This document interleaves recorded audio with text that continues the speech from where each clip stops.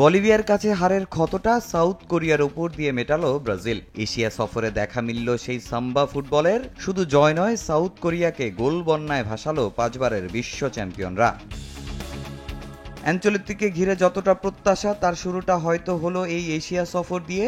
FIFA ফ্রেন্ডলিতে তার শিষ্যরা যেভাবে খেললেন, তাতে অন্তত গর্ব করার কথা দেশটার প্রথম ভিনদেশি কোচের। সিউলের ওয়ার্ল্ড কাপ স্টেডিয়ামে সেলেসাওদের লিড নিতে লাগে মাত্র 13 মিনিট।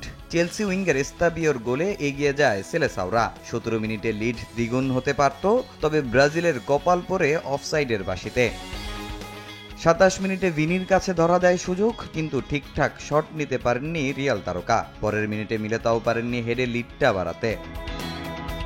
রিয়ালে সুযোগ না পাওয়া রদ্রিগো জাতীয় দলে ফিরলেন পুরনো রূপে। 41 মিনিটে দারুণ এক গোলে ব্যবধান দ্বিগুণ করলেন এই উইঙ্গার। তাতে 2-0 ব্যবধানে এগিয়ে থেকে প্রথমার্ধ শেষ করে ব্রাজিল। দিনটা ছিল এস্তেবিও আর রদ্রিগোরই। দ্বিতীয়ার্ধের শুরুর 2 মিনিটের মাথায় আন্তর্জাতিক ক্যারিয়ারে নিজের চতুর্থ গোল পূর্ণ করেন 18 বছর বয়সী উইঙ্গার এস্তেবিও। রদ্রিগো যেন তার চেয়ে এক কাঠি সরেস। এদিন নিজের জাত চিনিয়েছেন 24 বছর বয়সী ফুটবলার। 1 মিনিট বাদই তার বুদ্ধিদীপ্ত গোলে 4-0 গোলে এগিয়ে যায় সেলেসাও।